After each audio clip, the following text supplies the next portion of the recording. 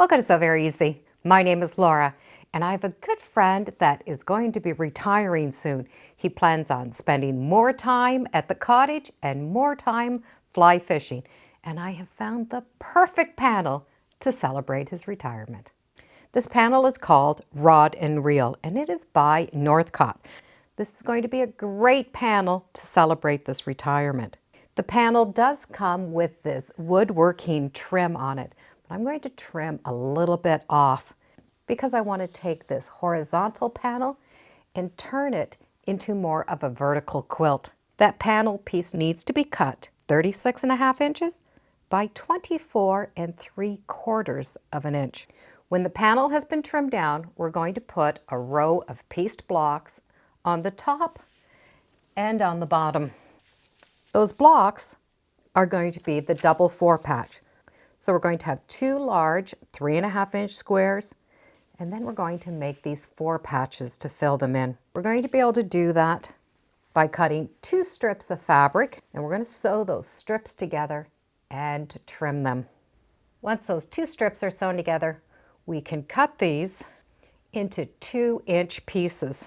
So when they're opened up, we're going to be able to sew 2 of those units together. And that's going to give us this little 4-patch. For each block, we need 2 4-patches and 2 plain blocks cut at 3.5 inches. And we'll be able to put those together. We will need a total of 8 of these blocks. In the quilt, we're going to have 4 blocks going in one direction and 4 blocks going in a second direction. So if we have fabric that is directional, we'll have to keep that in mind.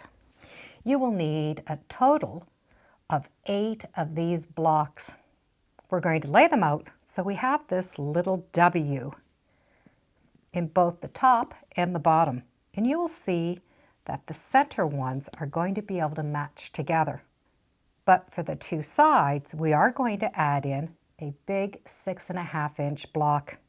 When we put all 6 of these blocks together, it will equal 36.5 inches. And we're going to be able to put those on that panel.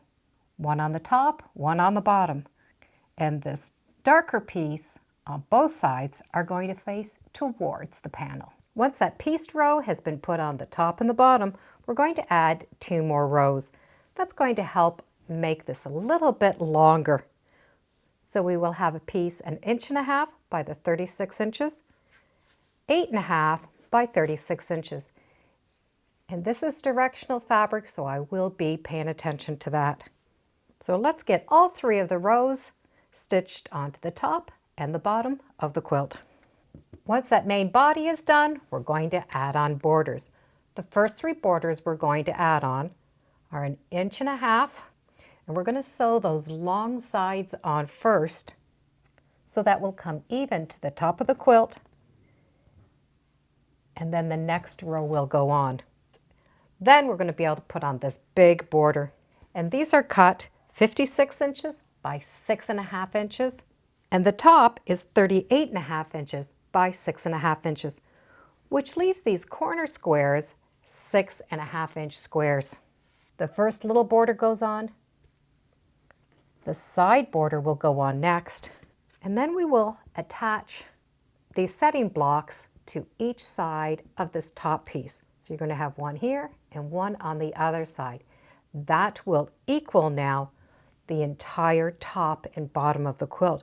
So once those are put on, they're going to match up. Another skinny border to continue that theme, going on the sides first, and it's 68 inches by 1.5 inches. And then the top and the bottom are going to go on, and it's 52.5 inches by that 1.5 inches. Once those borders are put on, we're going to put on a border that has this wood. So it sort of looks like a wood paneling, and I do want all of the wood going in the same direction. But if I was to cut it through the width of the fabric, I would have paneling going in one direction and the top and the bottom, and coming in on the other direction. But I do want them all the same, so I will need to change the cutting for this fabric. I will need to cut the side pieces going along this selvage edge. The pieces for the top and the bottom are going to be cut along the width of the fabric. So the first thing I'm going to cut are the top and the bottom pieces, and I'm going to be able to cut them from that width of fabric. This border is going to continue that theme with a cornerstone on each side and one in the center. My cornerstones are going to need to be cut at 4 inches, which means my strips will also need to be at 4 inches. I will need 2 pieces for the top, 2 for the bottom, cut at that 4 inches and 24 3/4 of an inch. So cut that fabric, that measurement, and I'm going to be able to put them here. To maximize our fabric, we can piece these pieces. You can stitch them down on the 45-degree angle, but in this case, I would do a straight cut. And that way, you do not have to try to match up any of that paneling. Once those long strips are cut, we can sew that 4-inch block in the center and a 4-inch block on each side. We need to do this to the top and the bottom, and then put these aside so that we can make the sides. For the sides, we are going to cut down along that selvage. The top and the bottom went along the width, but the sides are going along the side of the fabric.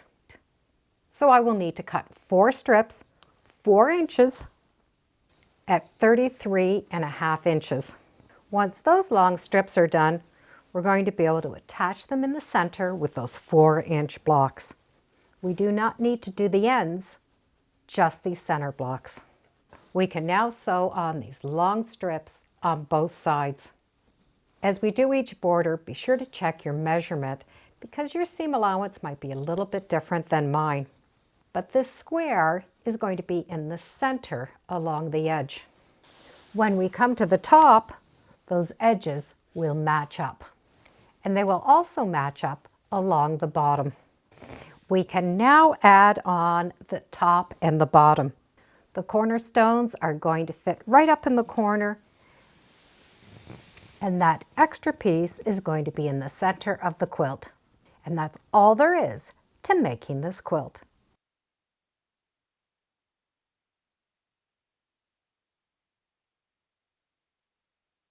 The quilt does equal 64 inches by 81.5 inches. We were able to take that long horizontal panel and make it into a vertical quilt. And there wasn't a lot of piecing.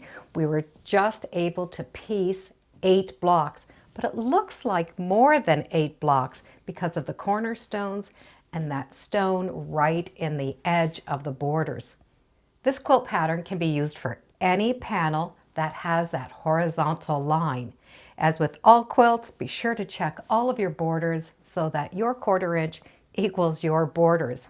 I'll put in the description the notes that I have used that will give you some measurements and the fabric requirements. It's a fun quilt to make, and it doesn't take a long time to make, and it does equal a really good size. And thank you for joining me today on Sew Very Easy. Feel free to subscribe, and as always, come on back. Let's see what we're making next time in the sewing room.